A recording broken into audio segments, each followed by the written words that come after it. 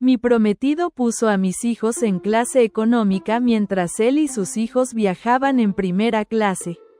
Ahora va a volver a casa vacía. Mi prometido tiene 3 hijos de su matrimonio anterior y yo tengo 2 del mío. También dejé mi trabajo para enfocarme en mi carrera. Él se convirtió en el proveedor, por así decirlo. Aunque sigo aportando con mis ahorros, también me encargo del 80% de las tareas del hogar y de criar a los niños. Resumiendo, él quería que yo y mis hijos pasáramos el Día de Acción de Gracias con su familia que vive al otro lado del país. Íbamos a viajar ayer para llegar antes y conseguir un lugar donde quedó. Él compró los pasajes y todo, pero justo antes del vuelo me enteré de que él, sus hijos y yo íbamos en primera clase mientras mis 2 hijos de 14 y 10 años estaban en económica. Me quedé en shock. Él actuó como si no fuera gran cosa y dijo que eran solo unas horitas,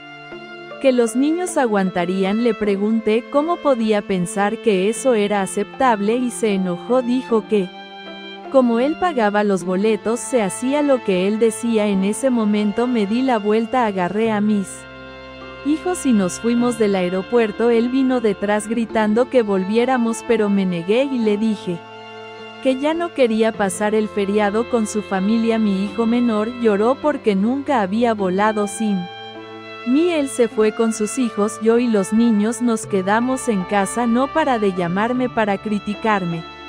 Y hasta su madre me mandó un mensaje diciendo que tengo que dejar de malcriar a mis hijos y enseñarles a no ser tan consentidos. Dijo que el hecho de que haya renunciado a pasar el Día de Acción de Gracias con la familia por una tontería como esa demuestra quién soy en realidad, mi carácter, mi personalidad y mi forma de pensar, o la falta de todo eso. No le respondí, pero me siento fatal. Fui yo la que estuvo mal. Debería haberlo dejado pasar. He ido igual. Solo para aclararlos, chicos y yo salimos de nuestra ciudad donde viven mis padres para pasar este tiempo con la familia de él allá en Guadalajara. Mis hijos ni siquiera estaban muy emocionados por dejar a sus abuelos durante una semana. Ahora estoy empacando para irnos a casa de mi mamá y mira, esto ya ha pasado otras veces, situaciones en las que pensaba,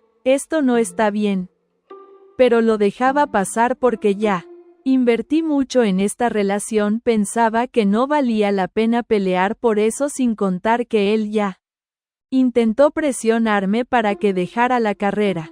¿Y qué hice yo? Lo dejé pasar. Hice la vista gorda como siempre. Ahora seguro está hablando mal de mí con todo el mundo y su mamá, que Dios la bendiga, o no está apoyándolo. Los chicos y yo nos vamos. Él va a volver a una casa vacía. Bueno, no tan vacía. Va a tener compañía con el anillo de compromiso que me saqué y dejé en la mesita de noche. Nunca imaginé que un simple billete de avión pudiera desmoronar todo lo que había construido durante años, pero así fue el día que descubrí que mis hijos viajarían en clase económica mientras mi prometido y sus hijos lo harían en primera clase. Supe que algo estaba profundamente roto. Estábamos en el aeropuerto de Barajas en Madrid, listos para volar a Sevilla para pasar el Día de Acción de Gracias con la familia de mi prometido Javier. Él tiene 3 hijos de su matrimonio anterior y yo 2 de una relación pasada. Habíamos planeado este viaje con antelación y aunque mis hijos no estaban muy entusiasmados por dejar a sus abuelos durante una semana, accedieron por mí. Cuando recibí los billetes electrónicos noté que algo no cuadraba. Javier, sus hijos y yo estábamos en primera clase, mis hijos en económica. Pensé que debía ser un error. Javier, ¿por qué mis hijos están en económica?, le pregunté mostrando el correo en mi móvil. Él se encogió de hombros. Son solo unas horas de vuelo, los niños estarán bien. Sentí una punzada en el pecho. ¿Y si fueran tus hijos también estarían bien? Su expresión cambió tornándose fría. Yo pagué los billetes, así que se hace como yo digo. No podía creer lo que escuchaba. Mis hijos de 14 y 10 años nunca habían Volado sin mí la idea de que estuvieran solos mientras yo estaba en otra sección del avión me resultaba inaceptable. Sin decir una palabra más tomé a mis hijos de la mano y salimos del aeropuerto. Javier nos siguió gritando que volviéramos, pero no me detuve. Mis hijos merecían respeto y consideración, y si él no podía ofrecerles eso, entonces no tenía cabida en nuestras vidas. De regreso en casa, las llamadas y mensajes comenzaron a llegar. Javier, su madre, incluso algunos miembros de su familia, todos criticándome por mimar a mis hijos y no enseñarles a ser agradecidos. Me sentía herida, pero también determinada. Había dejado mi trabajo para enfocarme en mis estudios, confiando en que Javier sería un apoyo. Sin embargo, en múltiples ocasiones había intentado persuadirme para que abandonara mi formación. Había ignorado esas señales, pero ya no más. Decidí que era hora de poner fin a esta relación. Empaqué nuestras cosas y me preparé para regresar a casa de mis padres en Valencia. Antes de irme dejé la alianza de compromiso sobre la mesita de noche. Mientras cerraba la puerta detrás de mí, sentí una mezcla de tristeza y liberación. No sabía qué depararía el futuro, pero estaba segura de una cosa: mis hijos y yo merecíamos algo mejor. Al llegar a Valencia, mi madre nos recibió con los brazos abiertos. Esa noche, mientras cenábamos juntos, me entregó una carta que había encontrado entre las pertenencias de mi padre fallecido hace años. Creo que es el momento adecuado para que la leas, dijo colocándola en mis manos. Abrí el sobre con cuidado y comencé a leer las palabras de mi padre escritas con su inconfundible caligrafía. Hablaban de amor, fortaleza y la importancia de nunca conformarse con menos de lo que uno merece. Las lágrimas corrían por mis mejillas mientras leía. Sentí su presencia, su apoyo, y supe que aunque el camino por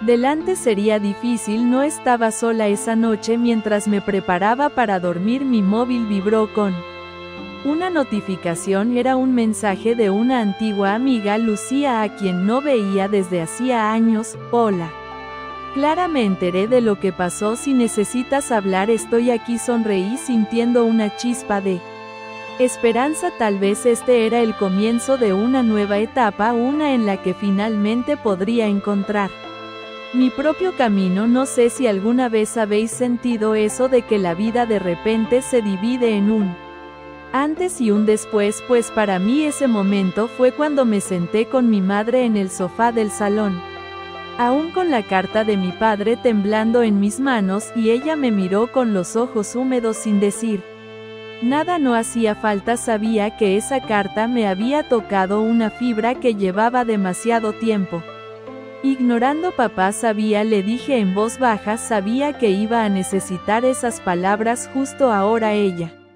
asintió y yo respiré hondo. Por primera vez en días. A la mañana siguiente mis hijos se fueron al parque con mi padre. Mientras tanto me encerré en mi antiguo cuarto, aún con pósters viejos en las paredes y libros polvorientos en la estantería, y me senté frente al portátil. Tenía que pensar en cómo rehacer mi vida. Fue entonces cuando vi el mensaje de Lucía, esa amiga con la que había perdido el contacto después de que me mudara con Javier a Zaragoza. Ella siempre fue de las que decía lo que pensaba sin rodeos. Me preguntaba cómo se habría enterado. La llamé sin pensarlo 2 veces. Clara. Su voz sonó casi igual a como la recordaba, aunque un poco más madura. Hola Lucía, gracias por escribirme.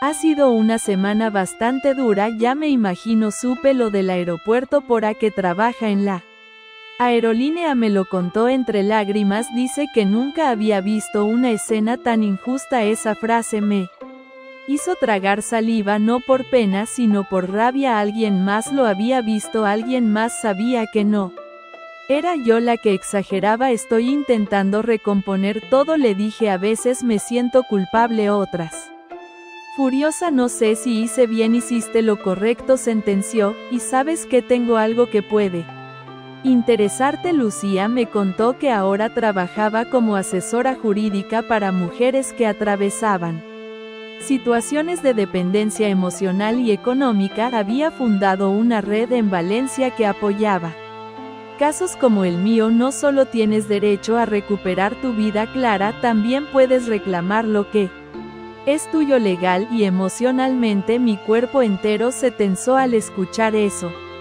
¿Podía realmente hacer algo o era demasiado tarde? ¿Te acuerdas de tus ahorros?, preguntó ella, aquellos que pusiste en la cuenta conjunta para el futuro.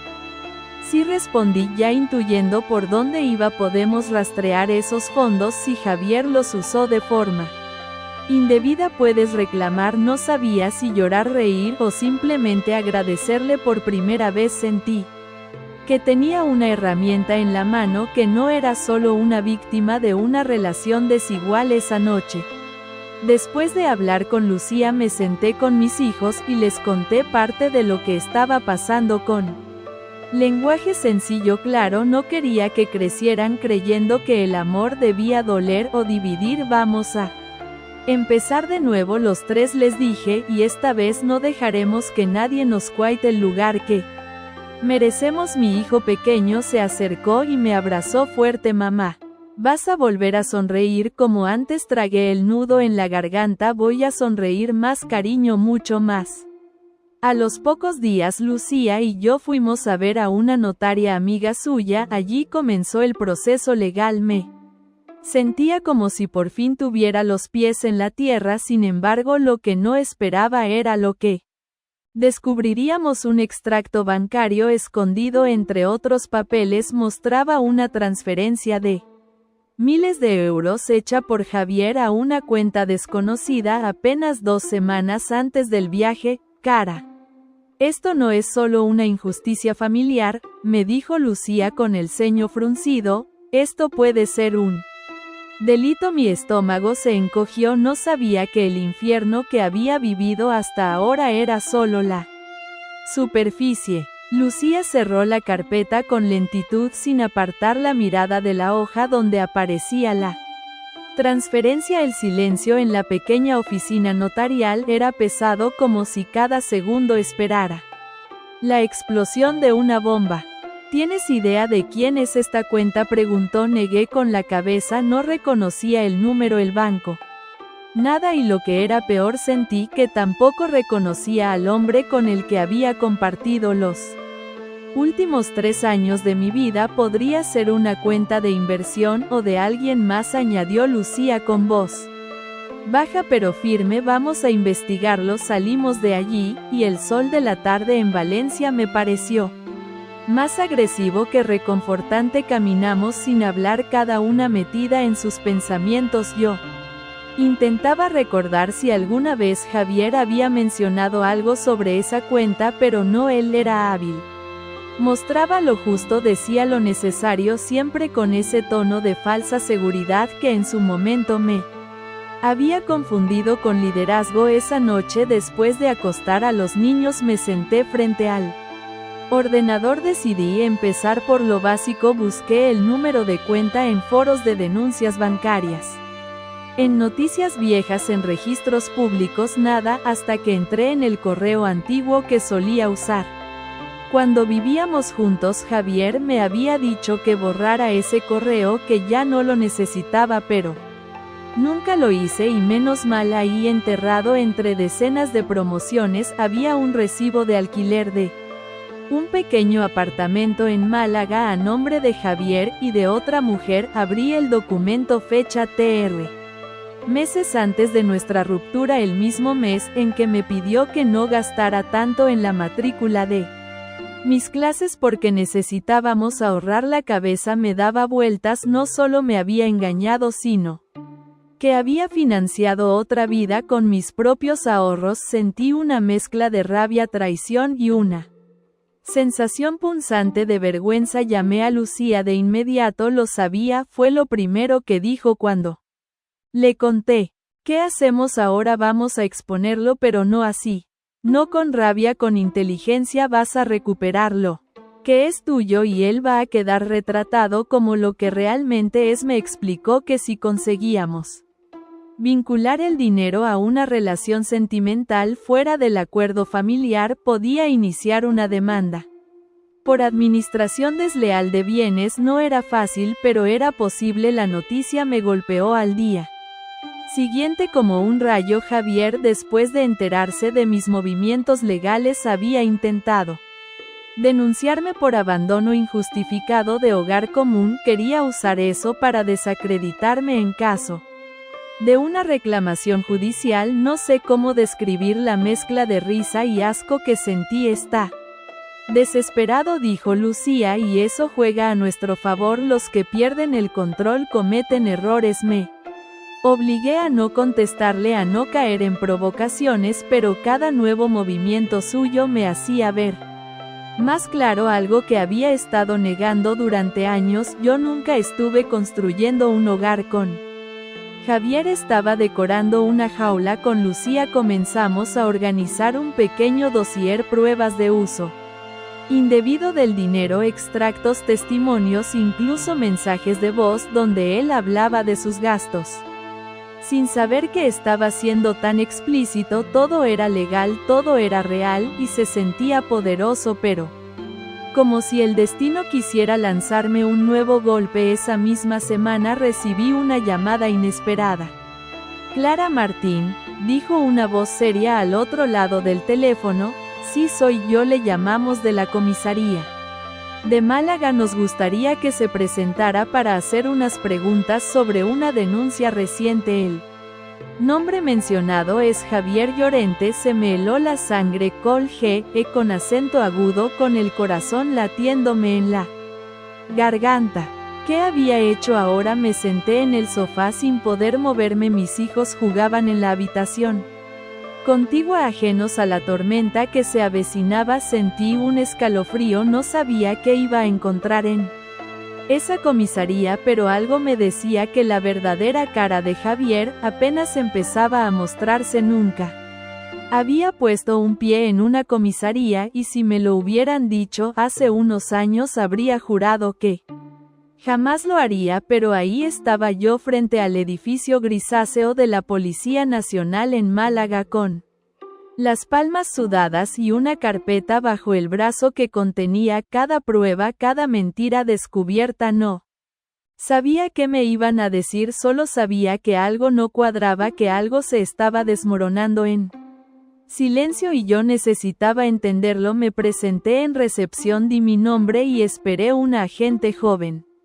me acompañó a una sala pequeña sin ventanas con una mesa metálica en el centro. Al rato entró una inspectora de mediana edad con cara de estar cansada de ver lo peor de la gente. Gracias por venir, Clara, esto no tomará mucho tiempo a menos que usted tenga algo más que contar.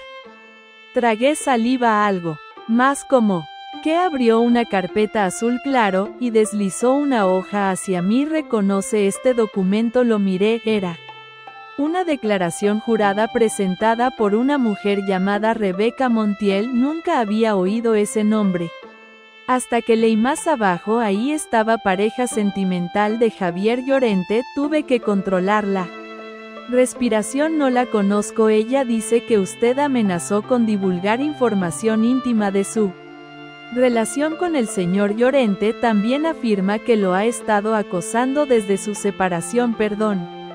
No pude evitar soltar una carcajada nerviosa. Yo no he tenido contacto con Javier desde que me fui de su casa, y si alguien ha sido acosado aquí soy yo. La inspectora me observó con atención. Nos pareció extraño, sobre todo porque ella también menciona movimientos de dinero, como si temiera que usted esté construyendo un caso en su contra. Porque lo estoy, respondí con frialdad. Estoy reuniendo pruebas de administración desleal de bienes, y si esa mujer dice ser su pareja está implicada. También hubo un silencio. La inspectora tomó nota, luego asintió lentamente. Era importante escucharlo. De usted no la vemos como sospechosa, Clara, pero sí como una pieza clave. Queríamos advertirle de que Este caso puede complicarse. Salí de ahí con el cuerpo entumecido. ¿Quién era Rebeca Montiel? ¿Desde cuándo estaba con Javier? ¿Y por qué iría tan lejos como para intentar ensuciar mi nombre? Llamé a Lucía. Nada más salir sabía que no era solo un cobarde sino un manipulador, murmuró ella al escucharme, pero esto es otra cosa. Me quieren poner como la loca, como la resentida. No lo van a lograr. Vamos a responder, pero no con escándalos, con hechos. Dame un día y conseguiré lo que necesitamos. Esa noche apenas dormí. Me levanté antes de que amaneciera con los ojos abiertos en la oscuridad. Mis hijos dormían tranquilos. Y yo pensaba, ¿cuánto daño puede hacer un hombre que dice amarte cuando empieza a perder poder sobre ti? Al día siguiente Lucía apareció en casa con una sonrisa peligrosa. Rebeca Montiel, ex empleada del mismo bufete donde trabajaba Javier, 7 años menor, fue despedida hace 6 meses por usar recursos del despacho para asuntos personales. ¿Y sabes qué más? Es cotitular de la cuenta a la que Javier transfirió tus ahorros. La sangre me hervía. Él no solo había destruido nuestra relación, había construido una nueva encima de mis sacrificios. Literalmente. Vamos a llevar esto a los tribunales, le dije. Sí, respondió Lucía seria, pero vamos a hacer algo más. Vamos a contar tu historia, que otras mujeres sepan que no están solas, que hay salida en ti, y no por venganza sino por justicia, y también porque sabía que en el fondo Javier no soportaría perder algo que no podía controlar. Mi voz. Esa misma tarde recibí una videollamada inesperada. Era Alicia, una de las hijas mayores de Javier. Dudé antes de contestar, pero lo hice. Clara, ¿podemos hablar? Su rostro estaba pálido, parecía nerviosa. ¿Estás bien?, pregunté. No, Clara, mi padre nos ha mentido a todos. Hay algo que tienes que saber, algo que puede cambiarlo todo. Cuando vi la cara de Alicia en la pantalla supe que lo que venía no era cualquier cosa. Su voz temblaba y sus ojos buscaban los míos como si me debiera una verdad que le pesaba. Clara, perdona que te llame así de golpe, pero no sabía con quién más hablar. Mamá no me escucha y papá. Tragó saliva. Papá está peor de lo que crees. Sentí como mi cuerpo se tensaba, como si cada músculo se preparara para algo que no podía anticipar. ¿Qué pasa, Alicia? Tú no sabes todo lo que hizo. Yo tampoco lo sabía, pero lo descubrí hace 2 días. Encontré unos documentos escondidos entre sus cosas: facturas, contratos, papeles legales y una grabación. Me costaba procesarlo. ¿Qué clase de grabación? Una reunión que tuvo con un hombre. Hablaban de desviar dinero, de cómo hacerlo parecer un préstamo personal. Clara, están intentando blanquear capital a través de una supuesta sociedad en Portugal. Tu dinero no es lo único que está en juego. El aire se me escapó del pecho. ¿Estás segura de lo que estás diciendo? Sí, y hay más. Rebeca, ella sabe todo, está metida hasta el cuello, pero ahora está intentando protegerse. Por eso la denuncia contra ti, por eso el miedo. Saben que puedes desmontarlo todo. La rabia, el dolor, el asco se me mezclaban en la boca como veneno, pero también por primera vez sentí una claridad absoluta. Esto no era solo una traición sentimental, era un entramado, una red de mentiras cuidadosamente tejidas, y yo acababa de encontrar el hilo suelto. ¿Tienes esa grabación?, le pregunté. Alicia asintió. La tengo, te la enviaré, pero necesito pedirte algo. Dime, no quiero que esto destruya a mis hermanos. Ellos no tienen la culpa si decides exponerlo solo.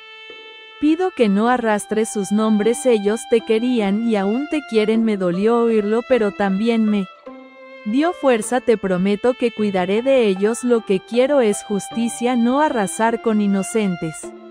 Colgué la llamada con la grabación descargándose lentamente en mi móvil. Cuando Lucía llegó esa tarde le conté todo. La escuchó sin interrumpirme, sin levantar una ceja. Esto ya no es solo un tema familiar, Clara, esto es penal, y si lo jugamos bien él va a caer. Y la grabación, lo que me cuentas, Puede ser una bomba judicial si lo usamos bien, podríamos incluso abrirle un proceso por fraude fiscal, pero hay que actuar rápido antes de que destruya pruebas o antes de que se dé a la fuga esa noche. No dormí, me quedé mirando el techo con la grabación en repetición. La voz de Javier, tan familiar, sonaba distinta ahí, fría, calculadora, cínica. Si lo hacemos pasar por un préstamo desde Portugal, nadie va a sospechar. Clara nunca preguntaría, cree que todo está bajo control. Me ardía la piel. Ese era el hombre con el que había dormido cada noche durante 3 años. Al amanecer salía a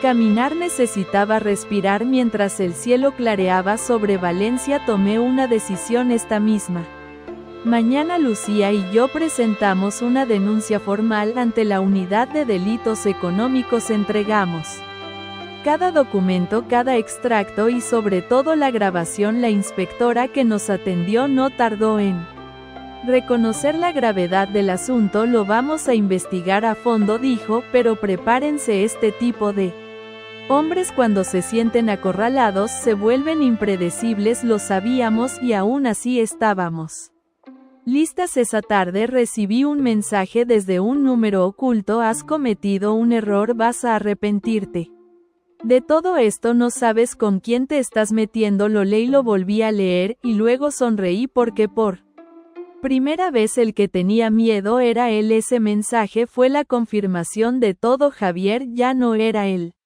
hombre que recordaba, si es que alguna vez lo fue. Era una amenaza con rostro familiar y yo por primera vez tenía las armas para enfrentarlo. Lo curioso es que no sentí miedo, no después de todo lo que había visto, vivido, perdido. Lucía se encargó de bloquear el número y poner en marcha una solicitud de medida cautelar por acoso. No era solo para protegerme a mí, era para dejar constancia de que el juego sucio había comenzado y que esta vez yo no pensaba callar. Lo siguiente fue aún más inesperado. La policía, tras revisar las primeras pruebas, decidió realizar un registro sorpresa en el despacho que Javier tenía en Zaragoza. No tardaron en encontrar más documentos, contratos falsificados, correos electrónicos encriptados e incluso conversaciones con supuestos socios portugueses que en realidad eran identidades ficticias. La noticia corrió como fuego en redes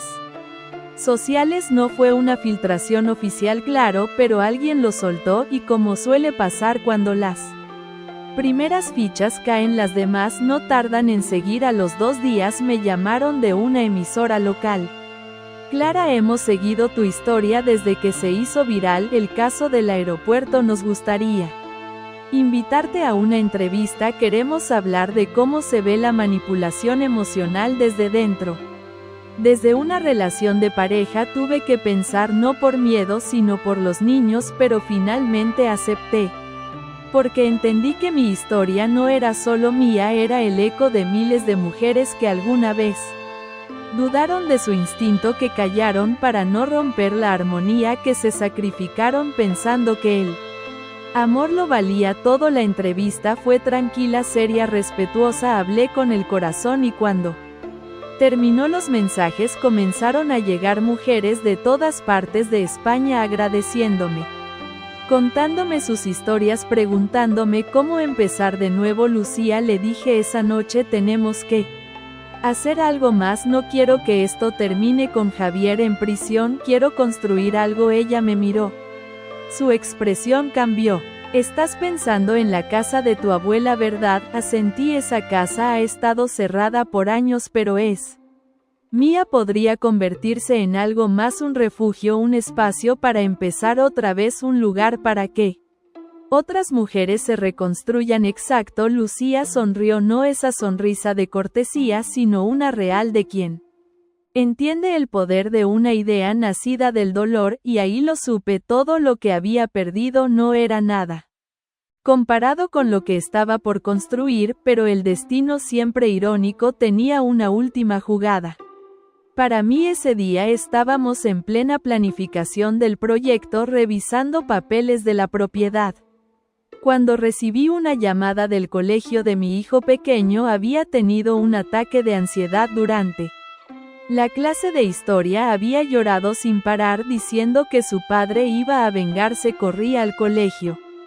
Con el corazón encogido lo encontré en la enfermería abrazado a su profesora. Mamá, dijo entre sollozos, papá va a hacernos daño. Lo abracé tan fuerte que me dolió el pecho. Jamás voy a permitir que eso pase. Estamos a salvo, te lo prometo. Esa noche, mientras él dormía a mi lado, entendí que la batalla no era solo legal ni emocional, era también espiritual, un pulso entre la luz y la sombra, y yo no podía permitirme ni una grieta. A la mañana siguiente recibí una notificación en mi buzón de entrada. La unidad de delitos económicos quería que me presentara nuevamente en Málaga. Habían avanzado con la investigación y Javier había sido citado oficialmente, pero eso no fue lo que me dejó sin aliento. Fue el último renglón del correo. También requerimos su presencia para identificar a un segundo implicado recientemente detenido que ha confesado estar vinculado a las transferencias realizadas. El nombre mencionado es un conocido suyo. El trayecto en tren hasta Málaga fue silencioso. Ni siquiera los auriculares consiguieron distraerme. Tenía la vista fija en el reflejo de la ventana, viendo mi rostro borroso superpuesto al paisaje que avanzaba a toda velocidad. Cada minuto que pasaba mi mente se enredaba más con la pregunta que no dejaba de latir. ¿Quién era el segundo implicado? Lucía no pudo acompañarme, tenía una audiencia importante en Valencia, pero dejó todo coordinado para que un colega suyo me esperara en la comisaría. Al llegar, una brisa salada del mar me golpeó la cara y por un segundo me sentí otra vez una niña recordando los veranos en la costa con mis padres, pero ese recuerdo dulce fue rápidamente reemplazado por la tensión que se me alojaba en el estómago. Me recibió el inspector Ramos, un hombre de modales firmes pero educados. Me condujo por un pasillo largo con luces frías hasta una sala donde me ofrecieron café. Lo rechacé, estaba demasiado alerta para distraerme con rituales cotidianos. Gracias por venir tan rápido, Clara, dijo el inspector. Lo que vamos a mostrarle ahora podría ser impactante. Preferimos que lo vea directamente. Asentí conteniendo el temblor en mis manos. El inspector abrió una carpeta y me mostró una serie de fotografías, capturas de pantalla, extractos bancarios y finalmente una imagen de una videollamada, y ahí lo vi. El segundo implicado no era Rebeca, no era un desconocido, era Marcos, mi primo, mi confidente, el único familiar fuera de mis padres con quien yo mantenía un vínculo cercano. Había venido a mi casa varias veces durante los años que estuve con Javier, había jugado con mis hijos, me había prestado dinero cuando lo necesitaba. ¿Qué hace él ahí?, pregunté con la voz quebrada. Parece que Marcos actuó como intermediario, se usó su empresa de fachada para desviar parte del dinero. En su declaración dice que Javier le prometió un porcentaje a cambio de un favor entre familia. Afirmó que no sabía el origen real del dinero, pero los registros cuentan otra historia. Sentí que la habitación giraba, apoyé las manos en la mesa para no caerme. ¿Dónde está ahora? En custodia preventiva. ¿Ha solicitado hablar con usted? Negué lentamente. No. Quiero verlo. No ahora. Entiendo, pero necesitará declarar si este caso va a seguir adelante. Su testimonio es crucial. Salí de allí como si mis pies no me pertenecieran. Caminé hasta el paseo marítimo, me senté en un banco frente al mar y dejé que el viento me despeinara sin resistencia. No podía creerlo. Había abierto mi casa, mi vida a alguien que compartía mi sangre y me había traicionado como el peor de los extraños. Marqué el número de Lucía.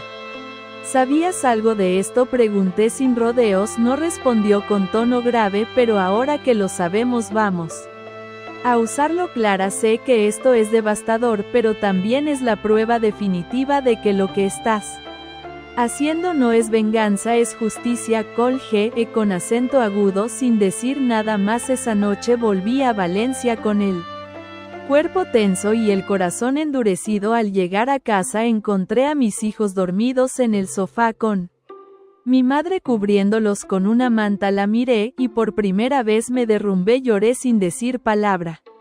Solo lloré. Al día siguiente algo dentro de mí cambió. Me levanté con la determinación de no permitir ni una grieta más. Revisé los planos antiguos de la casa de mi abuela. Empecé a trazar un proyecto real, un centro de apoyo para mujeres en situación de abuso y reconstrucción emocional, no solo una casa, una fortaleza. Llamé a un arquitecto del pueblo, un viejo amigo de mi padre. Le conté la idea. Me escuchó en silencio y al final me dijo: te ayudaré, tu padre estaría orgulloso. Esa misma tarde recibí una carta oficial. La audiencia preliminar del caso contra Javier y Marcos se celebraría en 10 días y yo, Clara Martín, sería la testigo principal, pero junto con la carta había algo más: un sobre sin remitente dentro, solo una nota escrita a mano con tinta negra: ten cuidado con las verdades que escarbas, algunas están enterradas por una razón. La nota era breve, sin firmas, sin pistas claras, pero su impacto fue como un mazazo en el pecho. La sostuve entre los dedos durante minutos, analizando cada trazo, cada curva de la caligrafía. No reconocía la letra, pero el mensaje era claro.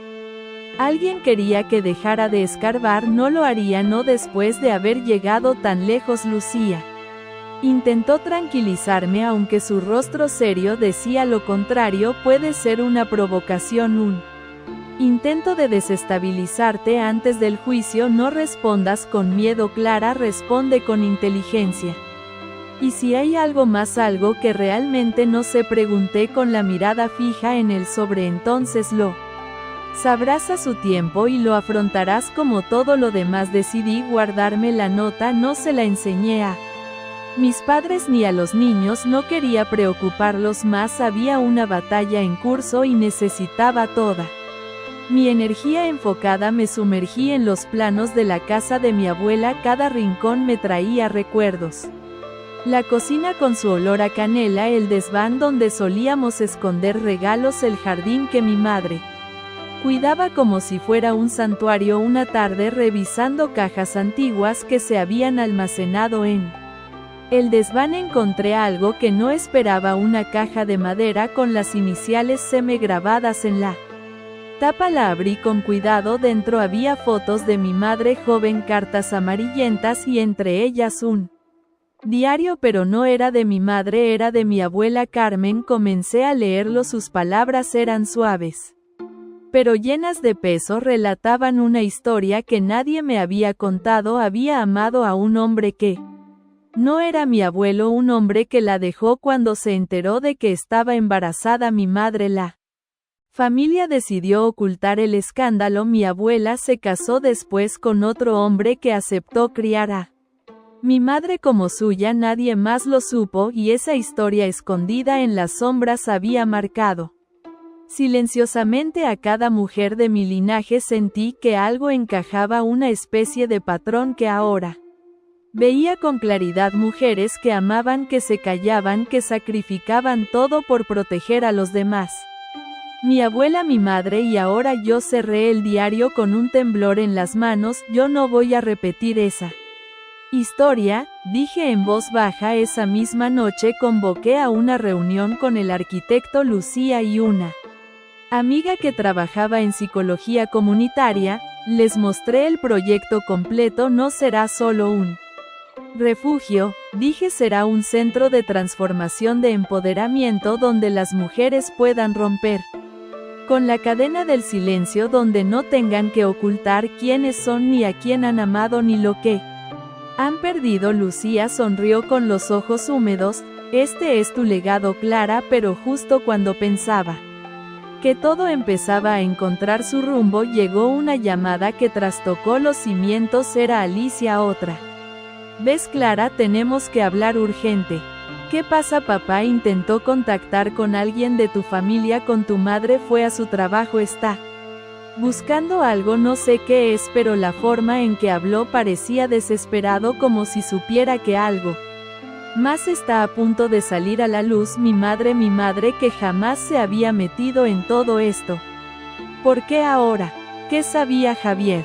¿Qué buscaba? Colgué con el corazón latiendo como un tambor en el pecho. Fui directamente a la habitación de mi madre, donde estaba tejiendo frente al televisor. Mamá, ¿puedo hablar contigo? Claro, hija. ¿Qué ocurre? Javier fue a verte.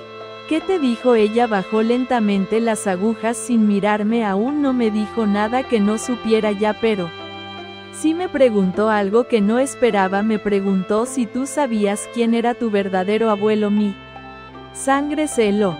¿Qué tiene eso que ver con todo esto? Ella levantó la mirada seria. Mucho más de lo que imaginas, Clara.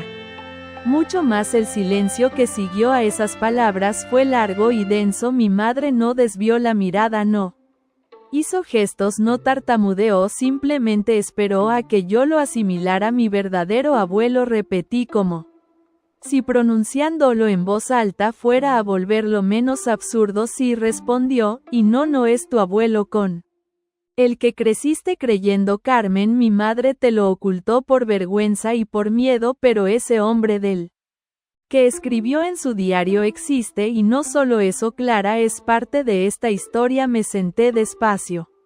Sentía las piernas débiles. ¿Quién es? Mi madre suspiró, se levantó, caminó hasta una cómoda y sacó una carpeta del fondo de un cajón. La colocó sobre la mesa sin decir nada. La abrí. Había fotos en blanco y negro. Un hombre elegante, bien vestido, con un semblante que me pareció extrañamente familiar. Cartas, algunas con membrete de una empresa. Ese hombre, dijo mi madre, era un empresario catalán con vínculos políticos.